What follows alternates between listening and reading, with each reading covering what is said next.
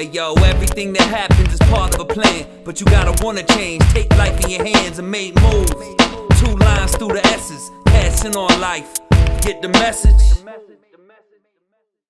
Yo, what up world? My name is Jamie Hagee, aka Ab Murphy. And I'm Shane McIntyre. And this is The Message. The Message. Today I got my boy Mike Meeker on with us. What up, Mike? What up, y'all? What up? I met Mike not too long ago. We hit it off on quite a few different things. Not only the recovery, but also, he's structured with the hip hop and music just in general, the rock, culture. We just hit it off. On point with it. And, his story, his accolades, and his struggles and now his success, they, to me is what needs to be heard.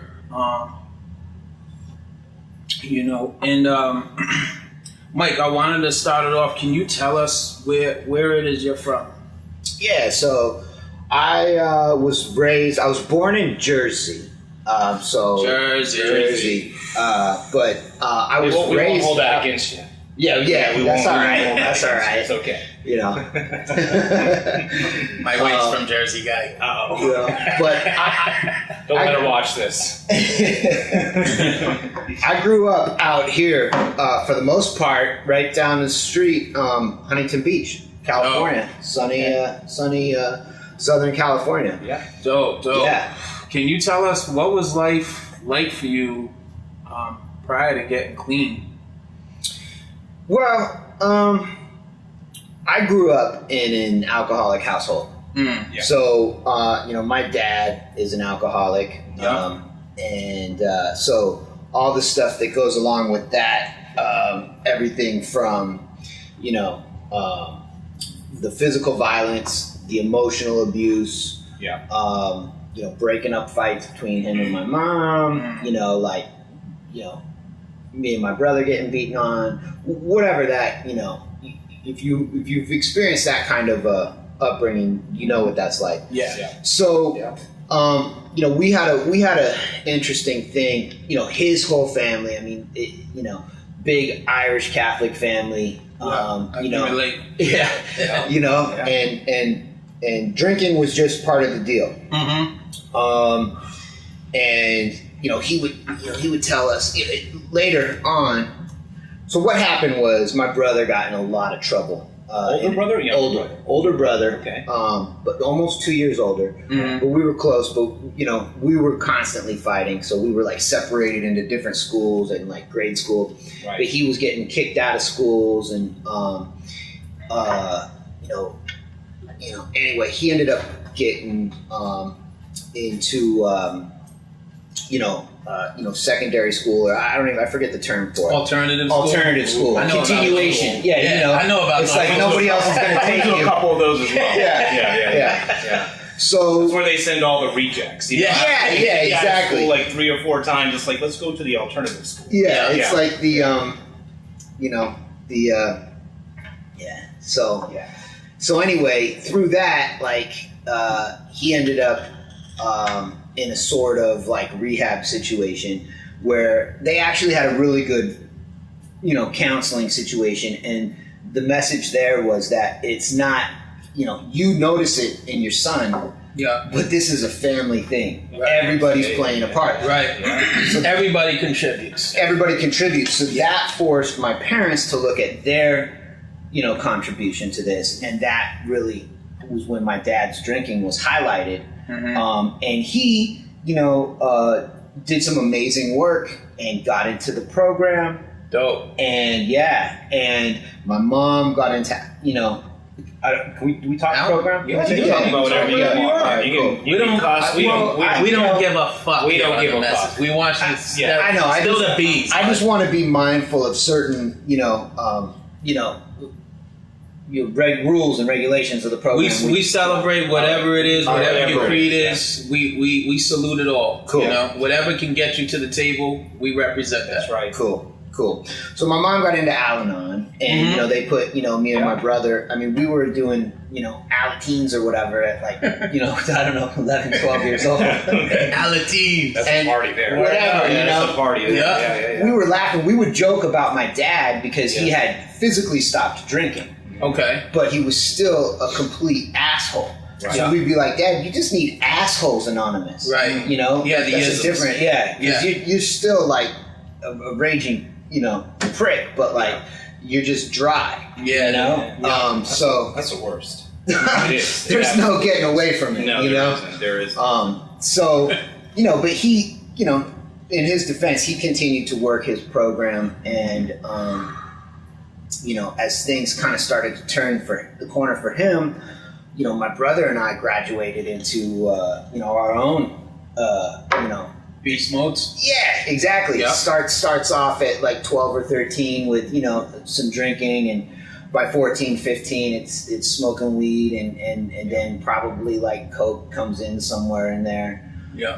You know, and so I was you know, graduating from high school, and I moved out. Like I graduated one week, the next week I moved out. And I actually moved right down the street here on 7th and PCH. Okay. It was right where the Chevron station is now, but it wasn't a Chevron then. It was a little liquor store called Pasha Liquor Store. Mm-hmm. You could get a King Cobra 40 ounce for $1.32. Ooh, And good like, old days. yeah, you The know, good old days. we had a little 2-bedroom apartment that we rented for $600 and put 4 dudes in, and it was like, you know, I was painting apartments at the time. Yeah. That was my job, and Yeah. I remember, you know, we would party through the night, and it would be like, there's no way I'm gonna go to bed at 4 or 5 in the morning and get to the job site at like 6. Right. So I had the bright idea that I would go park my car at the job and then just wake up when it was time to go. Yeah, come on. Right? Yeah. See, it's that kind of Strategy. wisdom Yeah. and thinking that I mean, normal people do that, right? Yeah, absolutely. That is normal. Park the car at the Yeah. job and pass Yeah. out for about an hour, and I'm gonna wake up fresh and ready to go to work. ready to go. Hey, Yeah, what's right. wrong with that? Yeah. That's No one's gonna look at me. I'm ahead of the ball. Yeah. I'm ahead. Yeah. They're gonna love me for this. You're doing them a favor. Right, exactly. So my boss, you know, sees my car, you know, is unloading. You know, we have the big, you know, the big dumpster or whatever where we keep all the equipment. Everybody's unloading and shit. He's like, "Where the fuck is Meeker?"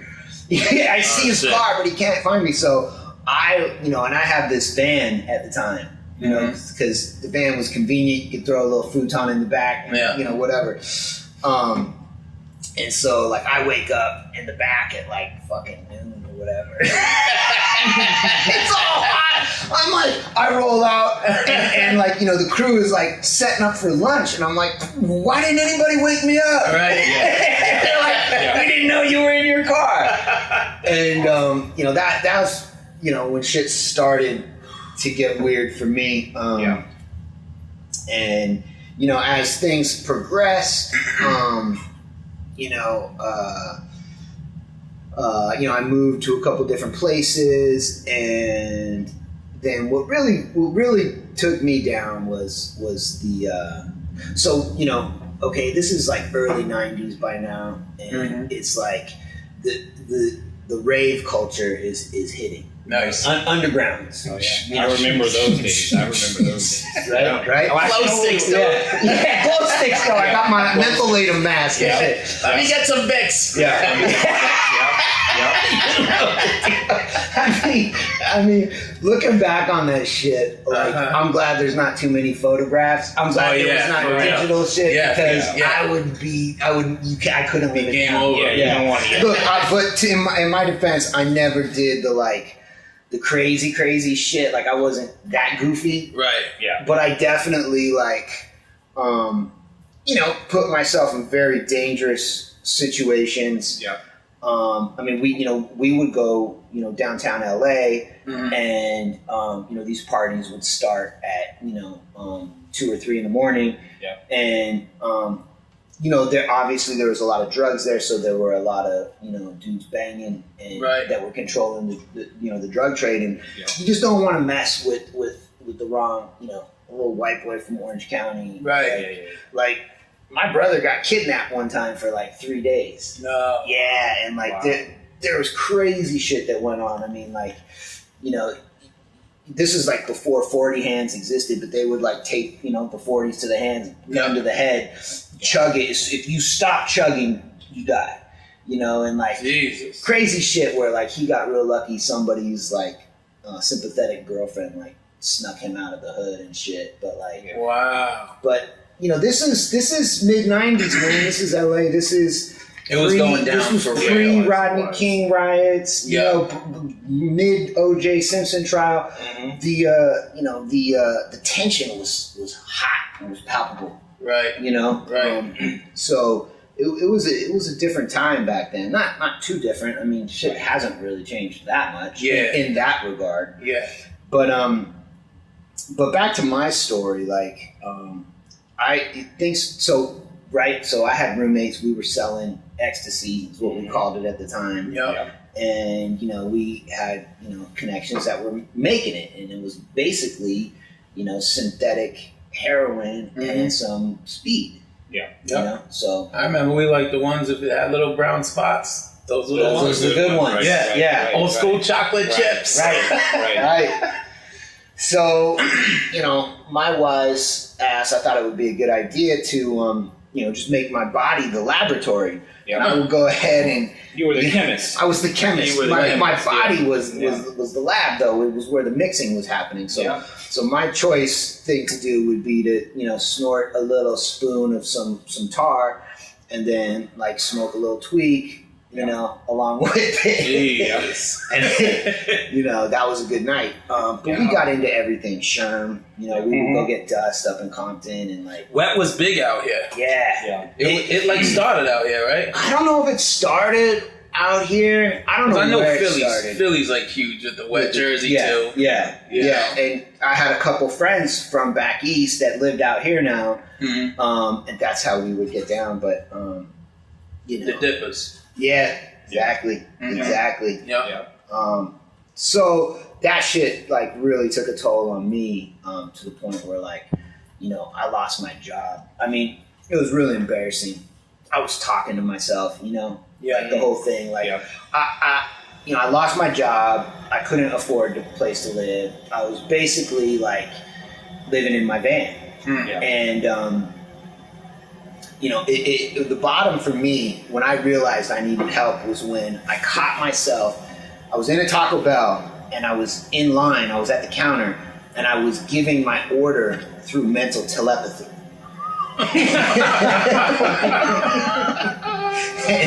I couldn't understand. No, she didn't get it. She didn't get the order right, and I couldn't understand what the fuck her problem was. I was like, everybody else just ordered telepathically. Why aren't you getting my order? So were you just like in the drive-thru? Did you? No, I was standing in line, like facing her, like. You're getting this, right? You're getting it. That's some visual shit right there. Dude, it was fucked That's up. great. Oh, and, shit. And I had that kind of like slightly out of body experience where I saw myself from an outer perspective and went, dude, you're fucked. You are fucked. Yeah. You realize what like, you're doing. It's time to get it together. Yeah. And so, like, ASAP. So, I went to my mom, who has always been a rock. I mean, the shit that I put her through, my brother put her through, my sister had a little run of wildness, and my dad, she just, she is the rock of our family, and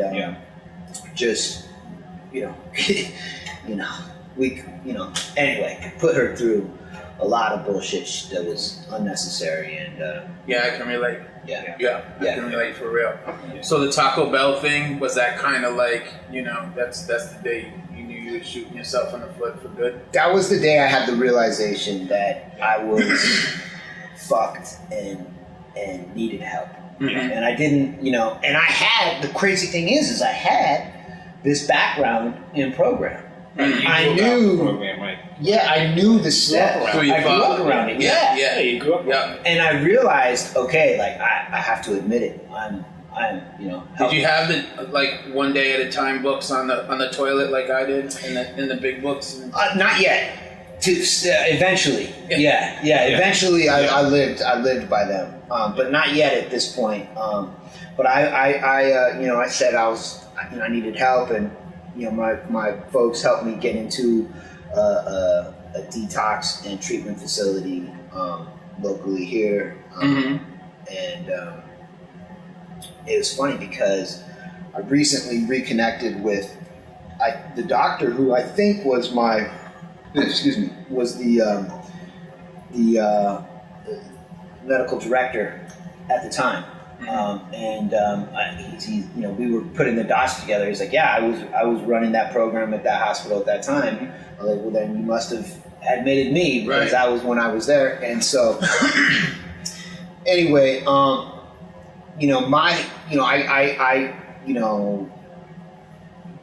started working the program.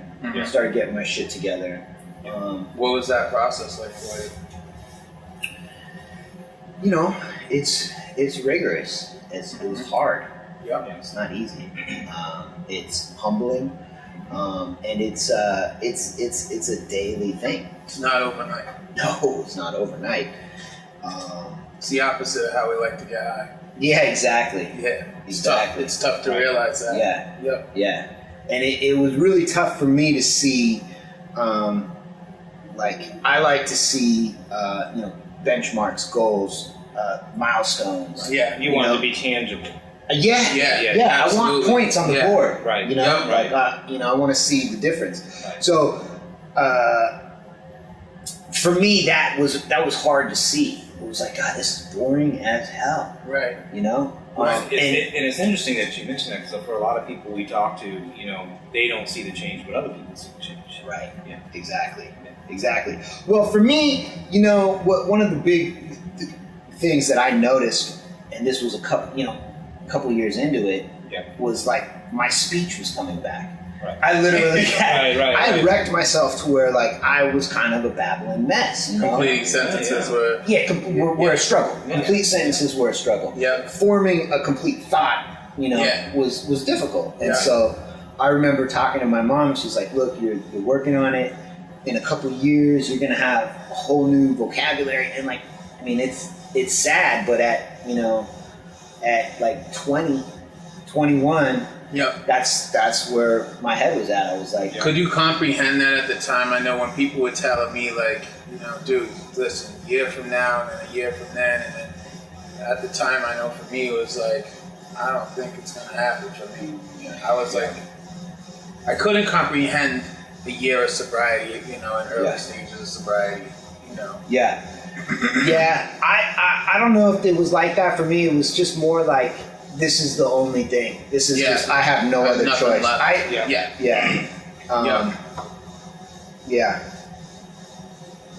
So I always wanted to be, the guy in the meeting that they talk about. Look, if you can do an about face and learn to drink like a gentleman, then our hats are off to you. Right. Yeah, of course. Mm-hmm. Of course. I mean, that to me was the goal. Yep. That's where I wanted to be. Yep. Which admittedly is it's holding on to the stash a little bit. Mm-hmm. It's not a complete surrender. Yeah. A bit of reservation. You got that one leftover reservation. So I got my shit together and kept it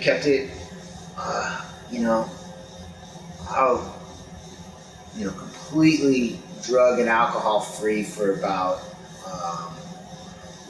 5 years. Okay. So and about year 4.5, I got into college, and I was like, oh, it's fucking awesome, man. I'm gonna go to college. I'm like I guess 27 about now. Right. 26, 27. As a freshman, and that was a slippery place for me because I was the oldest freshman Right. And everybody was like, yo, buy us beers, you know? Right. And I went to this school in Boston. And so I was in this whole new territory, whole new, friends and stuff. And instead of,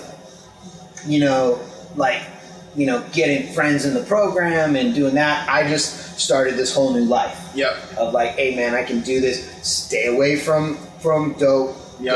Don't do, the heroin and don't do, the tweak. And, have a drink, smoke a little weed. I'm a musician. I'm a musician, man. It's like, and I'm in Boston. And I'm in Boston. It's the town, So, my, at that point, my program was pretty much done. And I slowly started getting back into, the party. Yeah. Which it was manageable. Yeah. For a long time. How long did that go on? That time where you're just kind of managing, drinking, and smoking a little bit of weed. So that went on. I went on for about 3 or 4 years, maybe two or 3 years, and then I had a summer where I was like, you know what? I'm gonna check back in. I'm gonna do this. I'm not gonna go to meetings. Yeah. I'm just gonna be clean for the whole summer. And work. I was parking cars in Boston, valet parking, and like just how much money can I stack? And I'm just gonna work hard. Get my classes in, and so I did that, and that was a success. Killed it. And I got in great shape. Skating all over the city. That was my main mode of transportation. Jumping on the train and then skating wherever I had to go. My skateboard. I loved it. I was like killing it. And so I did that, and that like kind of was just like, hey, you can do this. You told yourself mentally, like, dude, I just got clean without the program. Yeah. I'm in good shape. Yeah. Right. And so there's another thing I gotta talk about here that was an impetus for that was I identified having a tough time at meetings. Because for me, it was like 1 out of 10 meetings I found inspirational. Right. Where I was like, fuck, I'm on fire after this. I'm feeling it. And most of them were like, fuck, man, I want to go fucking ask this guy if, he can hook it up. Yeah. It was a bum out most of the time. And, I don't know why. I don't know if that was just my personal approach. And I in hindsight, I could say that, it was a lack of gratitude. Right. And so as I started to mature, I started to identify these, key components to the program, humility, gratitude, kinship, brotherhood and that kind of stuff. That's what makes the program work for me. Yeah. And so I started to pull these things out of the program and work on them in my life in just a out of the program type way. And how'd that work? In about 98, I got connected with this like spiritual teacher. Guru or you could call him a guru. Guru is just means teacher in that language. Correct. I would just call him a teacher. Right.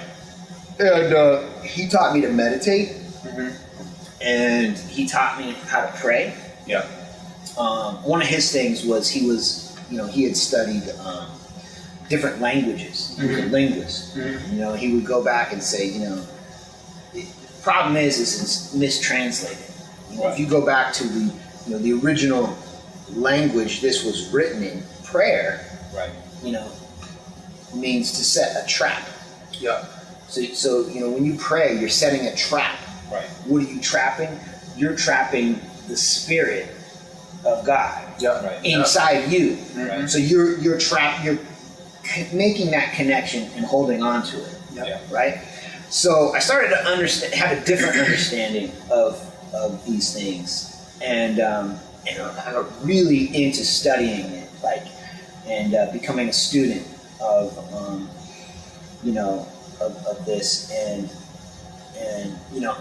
a lot of the stuff he taught reinforced those seeds that were planted in the program. Mm-hmm. And I was like, oh, this is like next level shit. Yeah. Now this little seedling is becoming a tree or a bush. So that really worked for me. Do you have a book or something in particular that you might want to plug in? It's just something that might help you along, because this is about awareness. Right. We're trying to just or something that influenced you a lot. Yeah. Little tricks of the trade. So some of the things I was reading at this point were like the Tao Te Ching. Yeah. Mm-hmm. And there's a version of that by Wayne Dyer that's really good. Yeah. It's like a daily meditation. Yeah. That's a really good book. There's the Diamond Sutra, which is another one. And these are Eastern philosophies. We were also studying, specific Bible passages. Yeah. So there's some Christianity into that as well. There's some great like Sufi mystics, like Rumi. Any of his work is like, this guy was connected. Right. This guy was like high on God and life and his connection, and it comes through in his poetry and stuff. And so being able to read that and just meditate on that was cool, because it just brings you into the present. It's dope when you get those books in your life and you read it and I call it, we marinate on it and you feel it. And then it brings this energy to life in your life. It's almost like the Matrix. You know what I'm saying?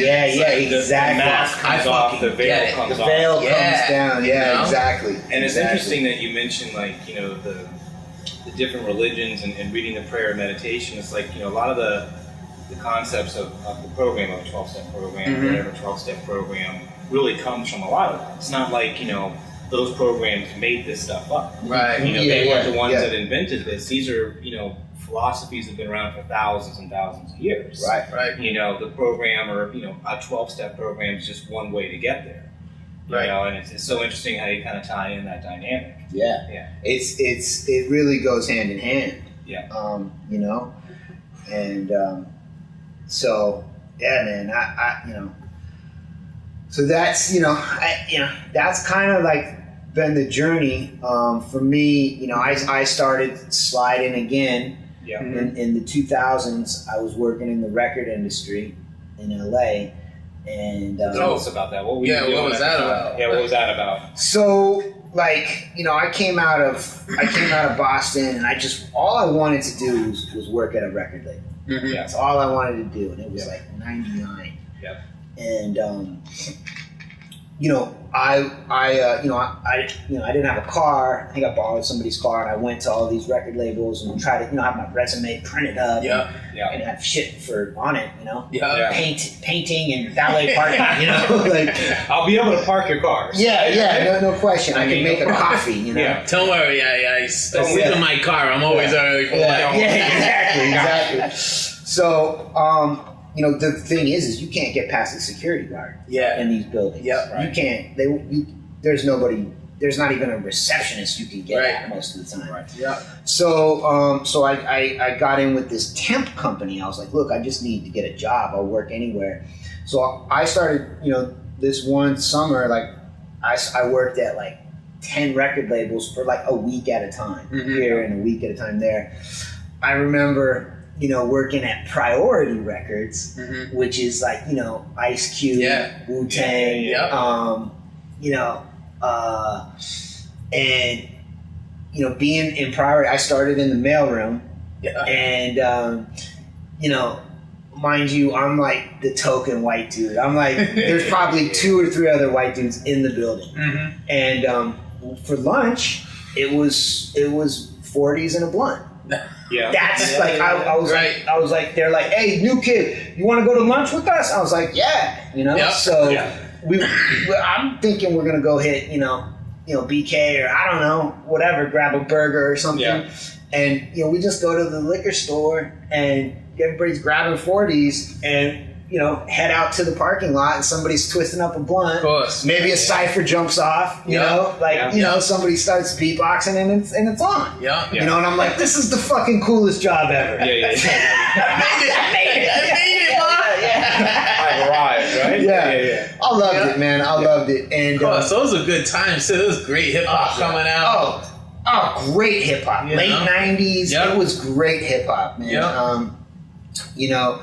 And so I worked it up a little bit and I got asked to come join the publicity department. I'm answering somebody's phone, Yep.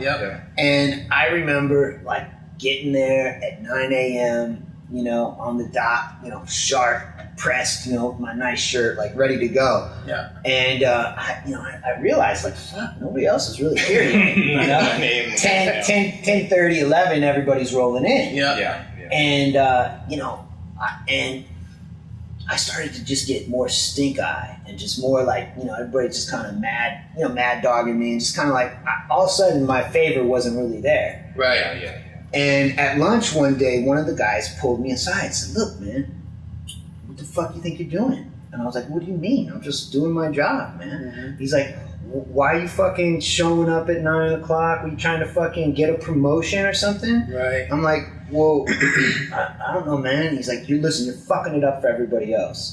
Why don't you fucking start, getting a clue?" Right. And I was Fall like, in line. "Fall in line," Welcome to the industry. Well, yeah. So I picked up on it and I was like, all right, show up at 10:30, smoke a joint on the way to the office. Like, show up 10:30 with some chinky eyes. Yeah, exactly. and shit, like, it was cool. Right. So, that was one of my early experiences in the music industry. From then I went to a different record label.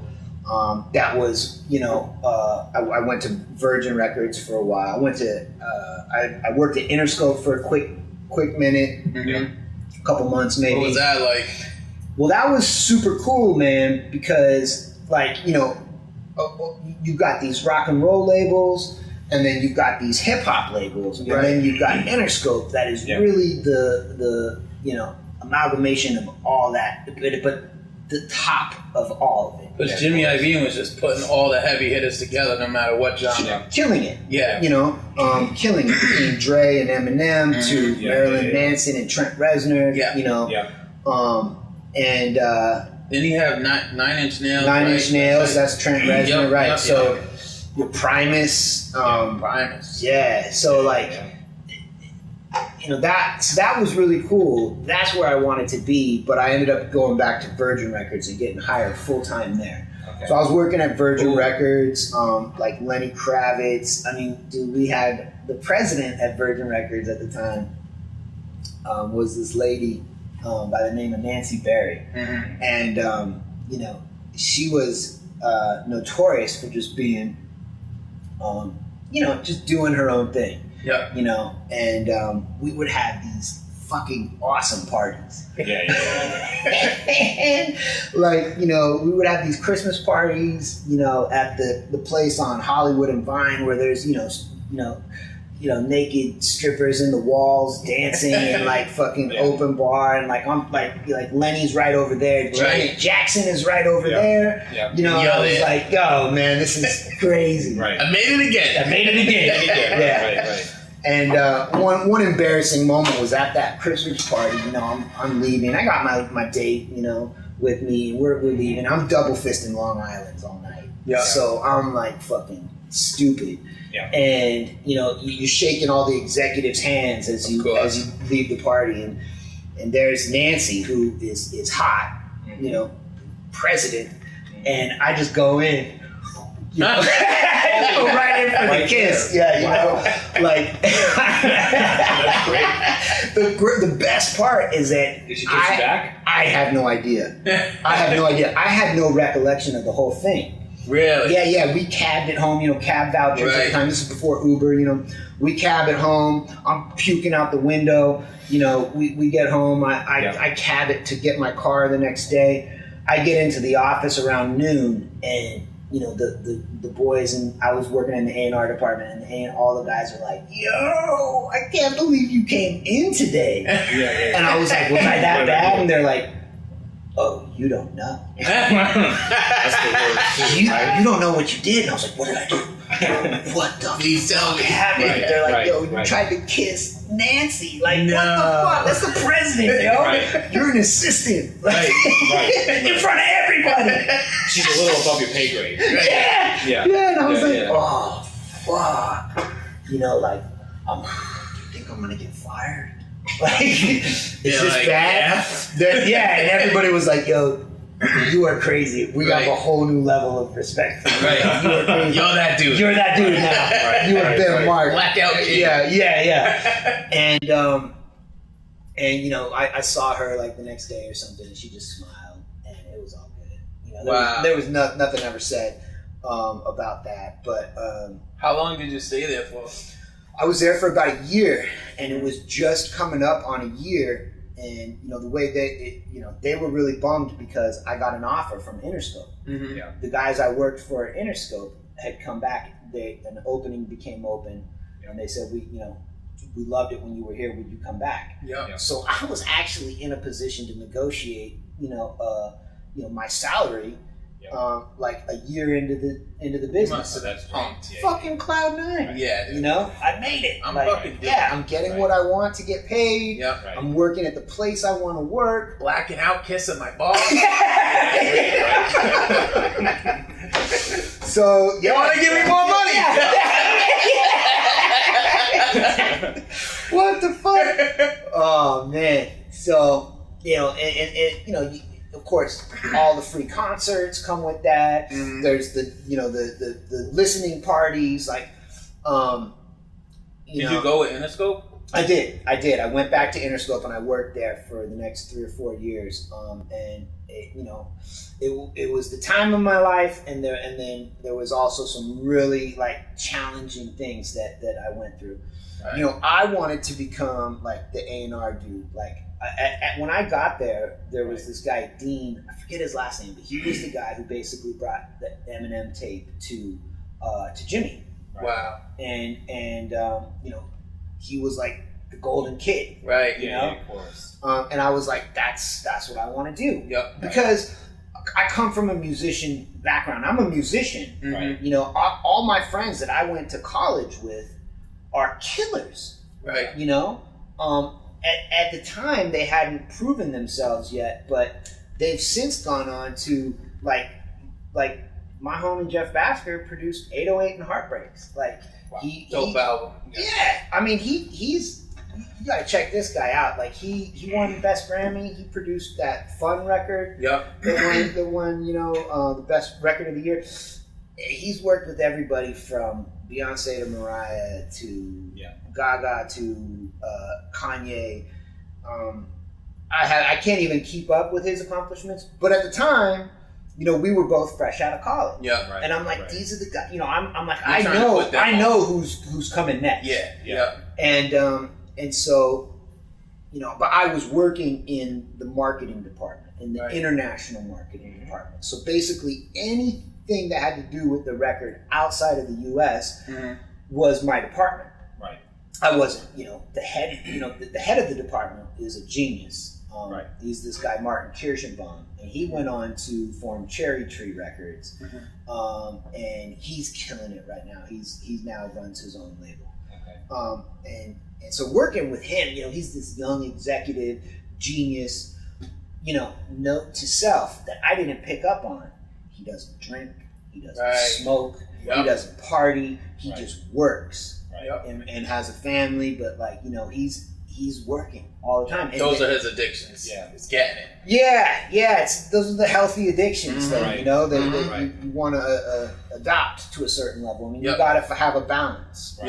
Yep. There's such a thing as workaholic. I get that. Yeah, of course. But this guy was just and is still an incredible guy in the business. Like, he just gets it. So it was really inspiring to work under someone like that. Right. in the meantime, like I'm sitting in meetings with Paul Rosenberg, Eminem's Crazy. attorney, Yeah. manager, and meeting him, and one night, I have dinner with my boss, Paul Rosenberg, and Pauly Shore at Dan Tana's, right next to the Troubadour, and Pauly Shore's talking about, Paul, come on, man, let's go get tickets to Vegas, and Rosenberg's like, oh, Pauly, I have my luggage, I haven't packed. He's like, luggage? What do you need? Like fucking 12 pack of rubbers and 8 bottle of fucking Coke. Let's go. Like, what are you waiting for? Like, Right? And I'm sitting here just going, fuck, man, this is fucking hilarious. This is the best dinner ever. So I'm loving it. I get to meet Eminem, and coming from, I was a huge hip hop fan. Right. Yeah. So that was like, I remember seeing him play in Boston at the Lyricist Lounge tour in like 98 or something. Back in the Ruckus days. Yeah, Ruckus and like Shabam Shadiq and like Mos Def and Talib. Like that was my shit. Yeah. I love that Ruckus sound.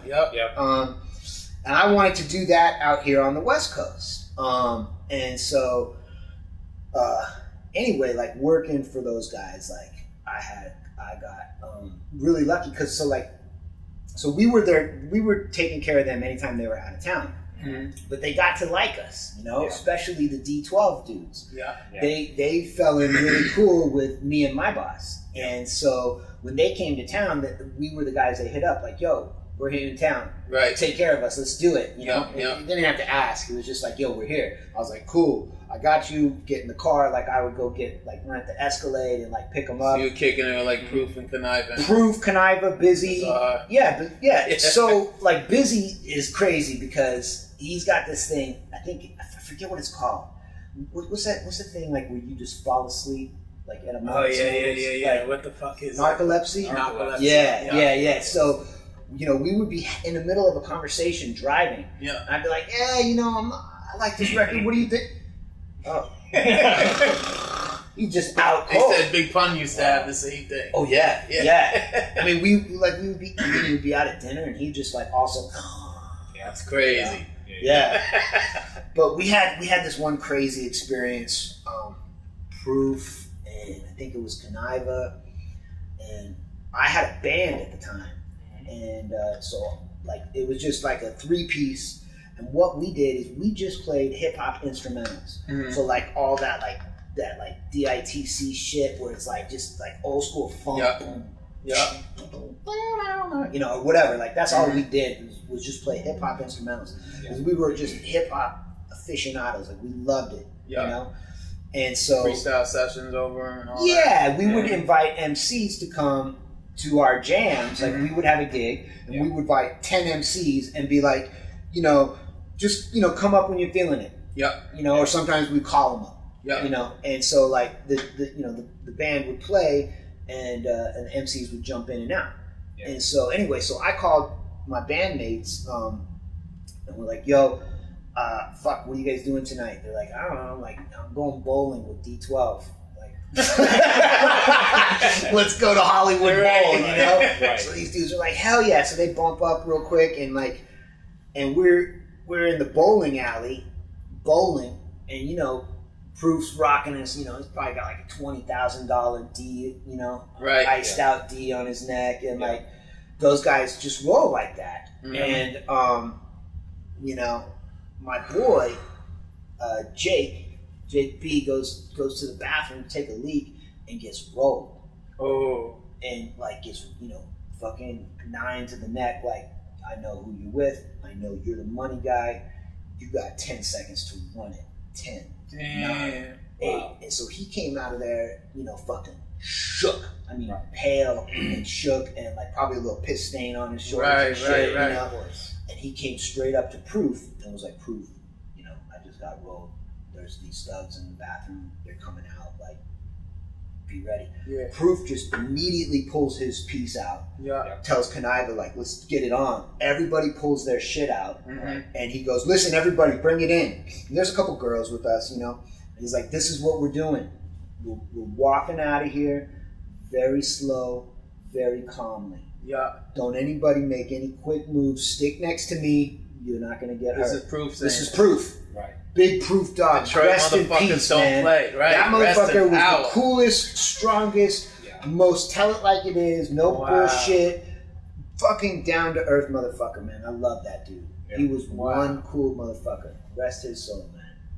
He was a really good dude. And so we walked out of there. I mean, he walked out of there with his gun leading the way. You know, he had his piece out, and I think Kanaiva was watching the back. Yeah. And it was like, yo, we walked out like 12 deep, you know, and got to the parking lot. We were with the dude from Dub magazine. The car magazine. You know, he was cool. I forget his name, but he was a cool dude. He would go with us. Shouts to him. Yeah. Dude from Dub, what up? Anyway, you know, that was just one of those things. And so no problems. No problems. Everything. And, No and problems. he made sure everybody was cool, calm, and collected. Yeah. And nobody was... That's certified gangster. Certified, you know? Like, yeah. Good luck. I think he even might have tucked the chain in before he walked, like, in case somebody's swiping, you know? It was shit like that where it started to... You know, hip-hop started to take a little bit of a turn. It started to get much realer than I was ready for. Right. You know, I wasn't ready for that shit. You weren't clean yet. No, by now I'm back into it. By now I'm actually, you know, my weed and drinking had progressed to back to snorting. So I was back snorting coke at this point. And working, you know, I worked in the international department. So we worked late. We were up early and we worked late because we were talking to Japan and Australia early in the morning. Time zone, and then or I'm sorry, England and Europe. Early in the morning to catch the end of their day, and then after 7 or 8 o'clock our time, it was the beginning of the day for, you know, Asia, Japan, Australia, and the Asian continent. So we were, you know, we would work 12, 13 so coke hour works days. for that. Perfect. Yeah, exactly. Until you're just spent. And there was a time for me. One of my breaking points was I had just come home from a fucking, 12, 13 hour day, and it was probably like the, you know, 7th day like this in a row, where I was just exhausted. I had a 6-pack of beer and a fucking couple like cheeseburgers from McDonald's. Like that, all I wanted to do was eat a cheeseburger, drink some beer, and pass the fuck out. Right. And I'm living in Santa Monica in this little spot. You know, sounds cool, but I was up by the 10 in Pico. It was kind of a dumpy little spot. And I pull up I had a Ford Explorer, parked my car outside my house. I'm getting out of my car, and these kids, like these teenagers, in like a little like Toyota Tercel or something, come by and just light me up with eggs. My head, my fucking car, inside my car, egg yolk everywhere. And motherfuckers. Yo, it's one of the only times in my life where shit really turned red. Like everything was red, and it was like, and I was going to kill him. I jumped back in my car. I started chasing him, and I'm chasing them through the neighborhoods. They get out onto Olympic Boulevard, and actually they got out there before I did, and they were like at a stoplight. And there was a car next to him, and he's coming out the window at him, pissed off. They must have just lit him up. And I'm coming at him full fucking speed. I mean, they're parked at a red light, and I'm like full speed coming up behind them. The light turns green, and they get about, 5-10 feet into the intersection before I just light them up.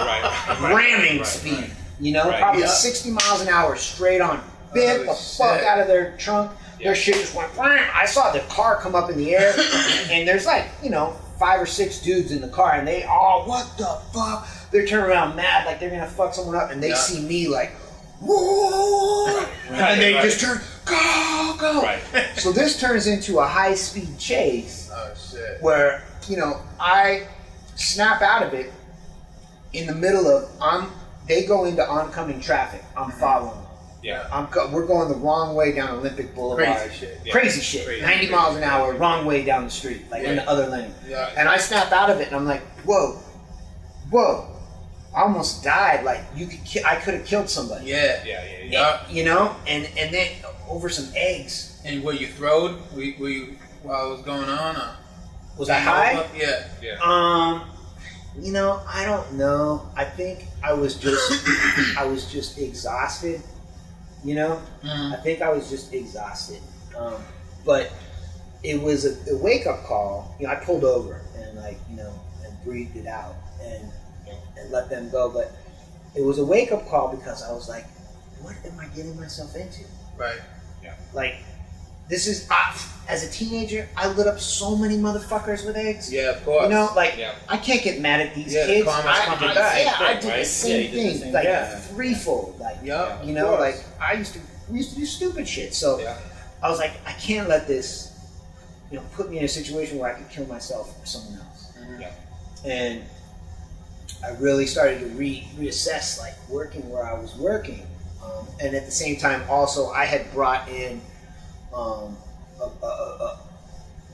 3 different artists, and there was some shit that went on behind my back, and that at the top level that took the artist out of like me being part of the deal, and so I got cut out of a couple like deals, shady shit, to where I would pull into the parking lot at the office and just feel sick. Like, fuck, I can't work for this, like. Plus, that industry just in itself is some other. I couldn't imagine trying to stay clean doing that, dude. Like, I just know me doing music was partying. The best part about the music industry was partying. Until it wasn't partying anymore. Right. Right. So, I had lost touch with that spirituality that I mentioned before. Of course. I that had gone by the wayside for me. It wasn't important to me. I like the stuff with the program. I knew it, but those things that were once budding trees had wilted, in my life. But I kept pushing along, trying to white knuckle it and just, do it outside of the program, do my own thing. And I left that job